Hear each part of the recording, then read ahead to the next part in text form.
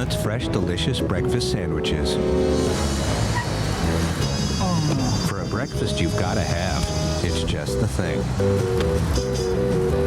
Stop by Dunkin' Donuts today and try a delicious breakfast sandwich with ham, bacon, or sausage. Just the thing for $1.99. Fleet and WBZ4 invite you to treat your mother to Boston Ballet's Romeo and Juliet at the Wang Theater May 8th through 18th. Enter to win a pair of tickets for the Mother's Day performance at WBZ4.com. Romeo and Juliet, the most passionate love story ever told.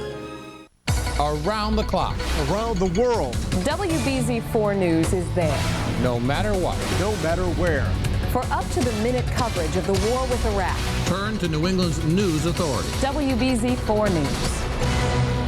WBZ4 News. WBZ means news.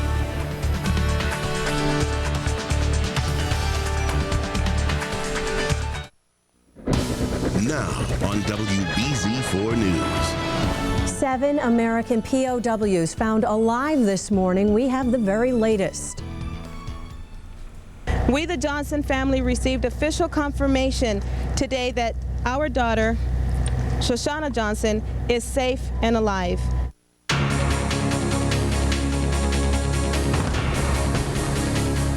And good morning to you on this Sunday. I'm Eileen Curran. A breaking news story to tell you about breaking good news. 7 American POWs held in Iraq are safe and sound. The Pentagon has not yet publicly identified the service people. However, family member identifications indicate the 7 include the crew of an Army helicopter shot down on March 23rd and 5 members of a supply unit captured early in the war. Speaking on CBS's Face the Nation, Defense Secretary Donald Rumsfeld described how the troops were recovered. Some Iraqis told the American military that there were 7 American service people in the area and told them where they were. And they were somewhere 6, 8, 10 kilometers south of Tikrit, as I understand it. And the service people went up and found them, and they've rescued them, and they're en route. The former POWs were flown to Kuwait. There, they will be given much-needed medical treatment. There are reports 2 of them had been shot. They will also be debriefed by military personnel. They'll be asked many questions about their days in captivity in the hopes of gathering more information about what remains of the former regime of Saddam Hussein. CNN reporter Bob Franken is embedded in Iraq and actually saw the former POWs as they were transferred from a helicopter to a C-130 transport plane. He filed this report and exclusive pictures from south of Baghdad. As I said, there were 7 who got off of their 2 ambulances. In the first ambulance, the first 5 were ones who were uninjured or had very minor injuries, and they literally ran to the C-130 that's waiting to wait. 1 or 2 of them raised his fist in the air. In the other one were 2 who had been injured more seriously, both walking. One of them was a woman who was in uniform. She was limping. She looked to have an ankle injury, but she was still limping, carrying her own material onto the plane. And the other one had similar injuries and was also limping to the plane. Neither of them looked like they were having life-threatening injuries. An African-American woman, I would describe her as about 5'5", and somewhat stocky build. She was the one who had an ankle injury. It did not seem to be that serious. She was limping, but she was moving under her own power to the plane, carrying her own material and that type of thing. Now, this news is obviously what every one of those POW families has been hoping for. The families of Ronald Young Jr. and Shoshana Johnson talked with reporters today. Here's some of what they told them. Oh, I am so excited. I just called my mother in the hospital. She's in the hospital in Augusta, and was able to talk with her, and she finally found the pictures on the TV, and she's excited. We're all crying, and we're thrilled to death, of course. I'm sure. And he looks so good. He is just, I mean, he's running. We, the Johnson family, received official confirmation today that our daughter, Shoshana Johnson, is safe and alive. Quote from Claude Johnson, "We are ecstatic that not only she is safe, but all the POWs are back in the U.S.'s hands. We thank God for watching over them. We are very grateful for all the worldwide prayers." A former American POW is now back on U.S. soil and doing well, her doctors say. Private Jessica Lynch arrived at Andrews Air Force Base in Maryland yesterday. Her doctors say she appears to have made the trip from Germany well, but due to privacy concerns, wouldn't comment specifically about her condition. She's on the same ward as the vast majority of the rest of the soldiers that have been injured during Operation Iraqi Freedom on our standing orthopedic ward. And her treatment modalities will be the same as all the other soldiers. Today and tomorrow she'll be assessed to exactly what it is she needs. Doctors did say Lynch appears in good spirits. And obviously a day of major developments in the war. Stay with WBZ and CBS News for the very latest on these changing events in Iraq as we continue our coverage of America at war. Other news on this Sunday morning now. A Peabody man faces charges of drunk driving and speeding following an early morning accident in Danvers. 3 people were in the sports car when it went off the road and rolled over several times before coming to rest in front of the King's Grant Inn. A passenger in the car, 22-year-old Christopher Spolfino of Danvers, was airlifted from the scene with serious but we're told non-life-threatening injuries. The driver, 22-year-old Joseph Levesque of Peabody, and another passenger, 20-year-old Josephine Flaherty of Linfield, were treated for minor injuries. A Harvard grad student is facing murder charges after a deadly stabbing on a street corner. As WBZ's Peg Rasconi explains, it appears the incident came after a chance encounter. Investigators believe 25-year-old Alexander Pring Wilson and 18-year-old Michael Colono had never met until their paths crossed here at 1:45 a.m. on Western Avenue. Colono, his cousin, and cousin's girlfriend were parked outside this pizza parlor. Pring Wilson was walking by. There was a verbal exchange and Colono got out of the car.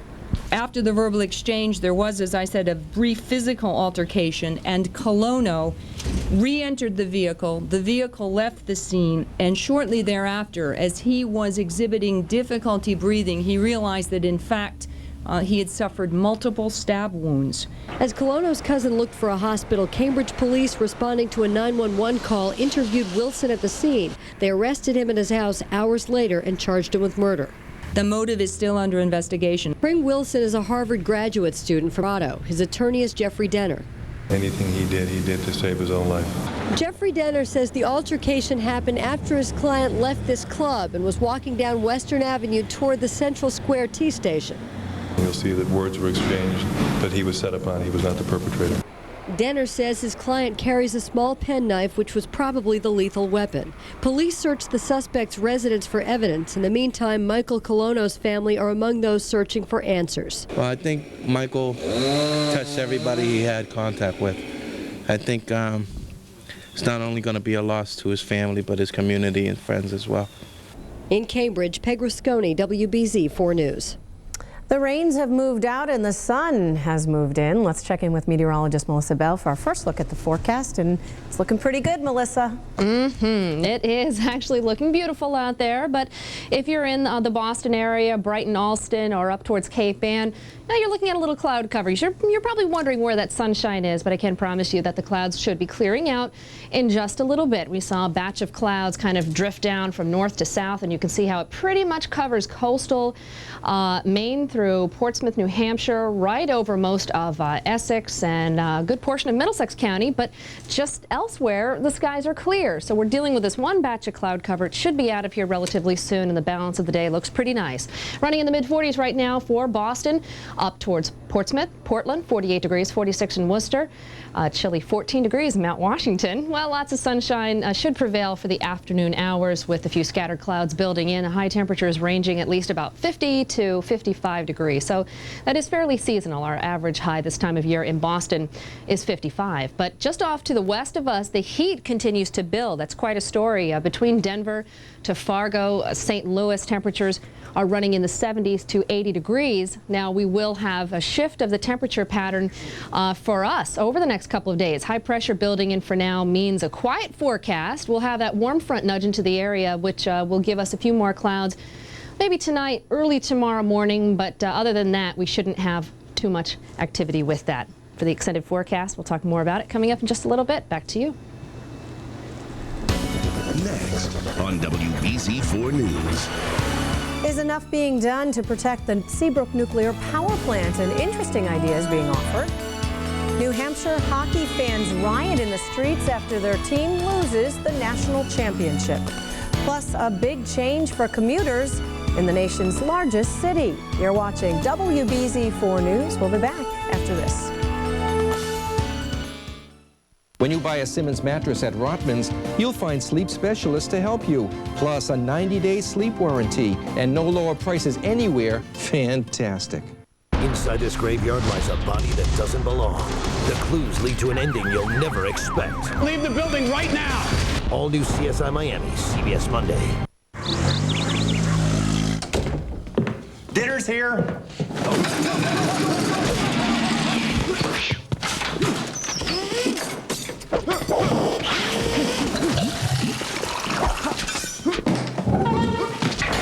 Now Domino's delivers the excitement of NASCAR. And for more excitement, get 2 medium, 1-topping Domino's pizzas for only $10.99. Guys. Hit the door. It's the official pizza of NASCAR. Want to see fewer wrinkles but not ready for chemical peels or injections? Neutrogena Healthy Skin Anti-Wrinkle Cream has retinol, essential for skin cell regeneration. It's dermatologist proven to visibly reduce lines and wrinkles. Would you use it? I would. Neutrogena Healthy Skin Anti-Wrinkle Cream. Who has time for skincare that doesn't work? Not me. I know what makes my skin firmer. Rock promises visible results with Protein Lift Daily Moisturizer, proven to visibly lift and firm. In just 8 weeks. Rock, we keep our promises. You bet they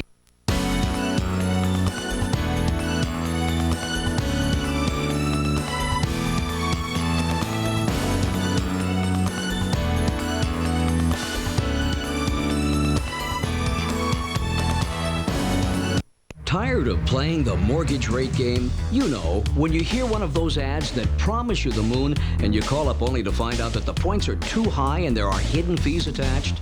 Well, at ditech.com, there are no games, just low fixed rates with no middleman or broker fees. You can be pre-qualified online or over the telephone. There's no advance fees prior to closing and no cancellation fees. Do it now before the rates go up. ditech.com. Call 1-800-71-FIXED.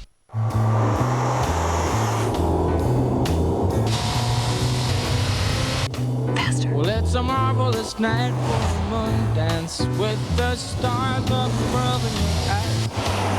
Fantabulous night to make romance. 315 horsepower, all-wheel drive, and utility when you need it. The night's magic seemed to win. The new Infiniti FX45. You know the sun.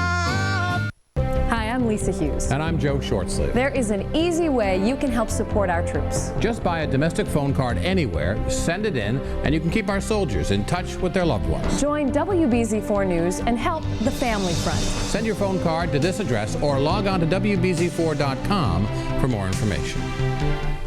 Delicious Dunkin' Donuts breakfast sandwiches. Just the thing. Now served even faster. Now, WBZ4 News. A New Hampshire state legislator is questioning whether Homeland Security is doing enough to protect the Seabrook nuclear power plant. And he's got an interesting idea on how to improve it. State Representative Richard Morris wants surface-to-air missile batteries stationed in Portsmouth Harbor. He also wants Air Force fighter jets based at the Pease Air National Guard base. He believes that would help protect the plant from a terrorist attack. Many of Morris's colleagues, however, oppose the idea. A wild night in Durham, New Hampshire after the UNH Wildcats lost the NCAA hockey championship. Thousands of people poured out onto the streets after the game. Some bonfires were set on the lawns of fraternity houses. Police on horseback were called in to keep the crowd in line. At one point, police fired a choking gas in hopes of dispersing the crowd. 10 people were brought into custody. No word of any injuries. New developments now in the SARS mystery. 9 more deaths were reported yesterday. More than 2,700 people now have come down with the virus, that serious respiratory